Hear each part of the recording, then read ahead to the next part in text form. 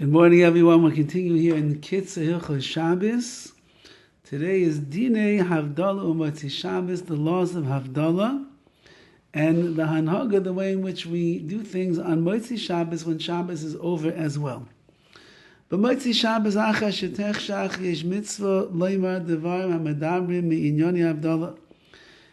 When Shabbos is over after it's dark, there's a mitzvah to say things over that have to do with Havdalah, the separation between Hamavdil ben Kodesh L'Choil, between the holiness and the sanctity of Shabbos, and heading back into the Choil, into the regular weekday. V'yiskinu kama Kiddush, and it was affixed just like we have for Kiddush as well. La'amram ala kais, you have to say it on a kais, on a cup of wine. Shava Havdalah l'Kiddush ben Nogei l'dinei kais u'shtia. The laws of Havdalah are the same, basically, when it comes to the laws of the cup and the drinking. That's why lechatchila really, the best way to make Havdalah is on your wine or your grape juice. But if you don't have wine around, then you can make Havdalah on a regular good drink of the place where you are.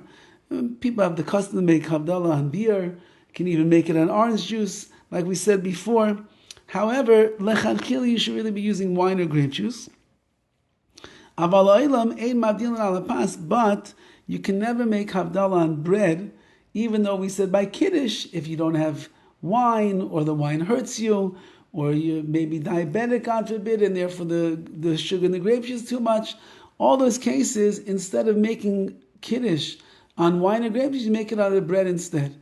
However, over here, when it comes to Havdalah, we don't eat until we make Havdalah, so therefore you're not making your Havdalah on the pas, on the bread. Fine. Even though in the 9 days, in the month of Av, Shedin Oz, that we don't really drink wine during those 9 days. We do on Shabbos. The shaila over there is, what about on Motzi Shabbos by Havdalah? It's already going back into the 9 days. Can you drink wine? So he writes over here, really, if you have a child in the house, and that's a whole set of halachas in and of itself, you should give the child to drink the grape juice instead of the adult. Nevertheless, still, if you don't have a child in the house, or the kid is too old, or he's too young, whatever it might be, so then you are certainly allowed to make Havdalah yourself, and even there you should make Havdalah on wine. You don't have to go make it on beer or something like that. And that is how the Mishnah Berurah paskins over there, and that's what a person should do. And you still have to drink a revius, the 2.2 ounces or so, or more. So you drink enough that you can say a bracha achreina, and after bracha, when you finish. Even women are also chayv in Havdalah, just like we know everything that a man is obligated in Shabbos, they are, so too by Havdalah. It's the end of Shabbos, connected to the laws of Shabbos. But really, they try their best to go and hear Havdalah from a man. And she's in a place where she can't hear Havdalah from a man. So then, she makes Havdalah herself. We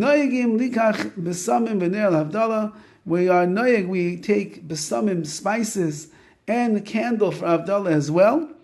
Someone who did not make Havdalah on Motzi Shabbos, they're still obligated to make Havdalah. Go and ask your local Orthodox rabbi what you should do if you missed Havdalah Motzi Shabbos, how you should do it on the following day.